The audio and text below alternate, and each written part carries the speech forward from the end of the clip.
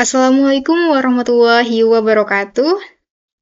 Perkenalkan, nama saya Tria Mutiara dari Program Studi Matematika Universitas Tanjung Pura Pontianak.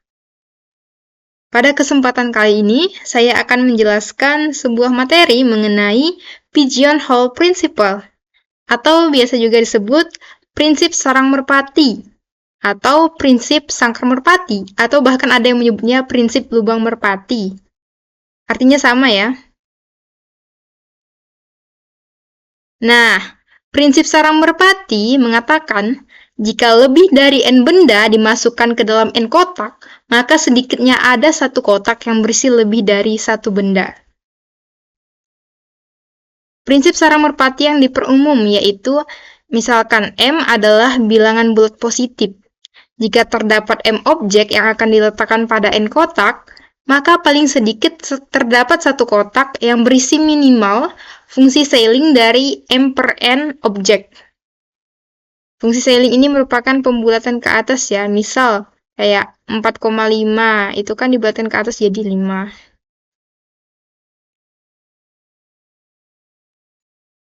Atau dalam bentuk umumnya bisa juga dikatakan bahwa jika kita punya lebih dari K kali N objek yang akan diletakkan kepada N kotak, maka paling sedikit akan terdapat satu kotak yang mempunyai lebih dari K objek.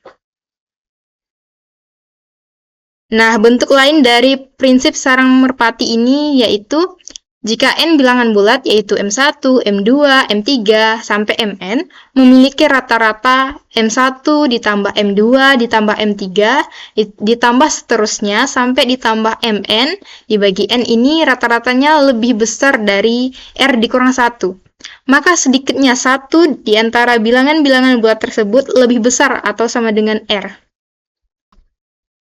Nah, selanjutnya ini merupakan contoh soalnya. Yang pertama yaitu buktikan bahwa di antara 7 bilangan bulat pasti ada sekurang-kurangnya sepasang bilangan yang selisihnya habis dibagi 6. Buktikan bahwa di antara 7 bilangan bulat tersebut pasti ada sekurang-kurangnya sepasang bilangan yang selisihnya habis dibagi 6. Nah, silakan boleh dicoba dulu ya sebelum melihat solusi yang ada di bawah ini. Nah, misal clue-nya itu yaitu setiap bilangan bulat kan pasti kongruen dengan 0, 1, 2, 3, 4, atau 5 dalam modulo 6. Nah, ini. Kemungkinan sisa jika suatu bilangan bulat dibagi 6 adalah 0, 1, 2, 3, 4, atau 5. Karena ada 6 kemungkinan dan bilangan bulatnya itu ada 7, maka sesuai dengan pigeonhole principle, sedikitnya 2 bilangan akan memiliki sisa yang sama jika dibagi 6. Misalkan bilangan bulat itu adalah N1 dan N2, dengan sisa jika dibagi 6 adalah R, maka kita dapat membuat N1 sama dengan 6K1 plus R, dan N2 sama dengan 6K2 plus R, dengan K1 dan K2 merupakan bilangan bulat. Nah, kalau kita substitusiin, N1 dikurang N2 ini kan 6K1 tambah R dikurang 6K2 tambah R, yang hasilnya jadi 6 dikali K1 ditambah K2. Oh, ini ada sedikit typo ya. Harusnya 6 dikali K1 dikurang K2, yang merupakan bilangan bulat yang habis dibagi 6. Jadi terbukti bahwa di antara 7 bilangan bulat pasti ada sekurang-kurangnya sepasang bilangan yang selisihnya habis dibagi 6. Nah, contoh soal kedua. Jika ada 101 surat yang akan dimasukkan ke dalam 50 kotak pos, buktikan bahwa ada sedikitnya satu kotak pos berisi sekurang-kurangnya 3 surat. Nah, solusinya nih, jika seluruh kotak pos maksimal hanya berisi 2 surat, maka jumlah maksimal surat yang dapat dimasukkan ke dalam kotak pos adalah 2 kali 50 kan, kotak posnya ada 20. Jika maksimal setiap kotak pos hanya berisi 2 surat, maka maksimalnya kan ada 2 kali 50, yaitu 100 surat yang dapat dimasukkan.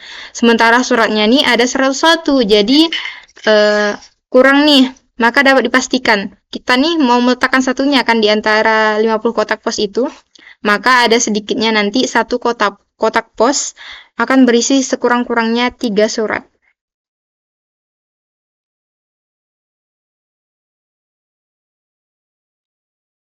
Nah, baik, contoh soal yang ketiga, yaitu pada pada sebuah pesta, setiap orang yang hadir diharuskan membawa permen.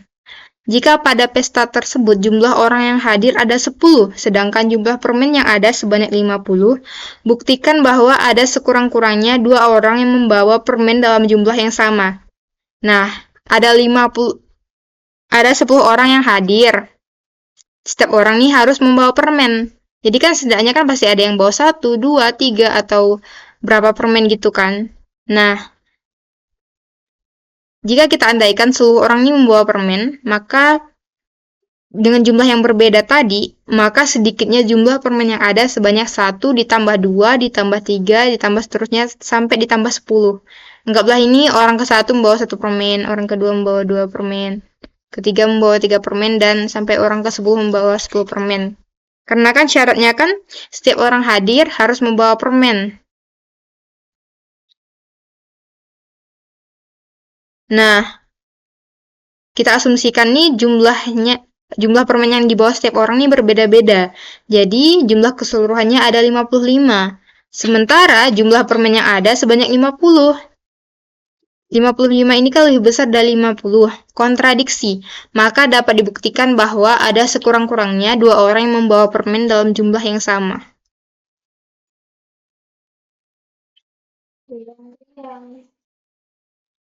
Baiklah, soal nomor 4.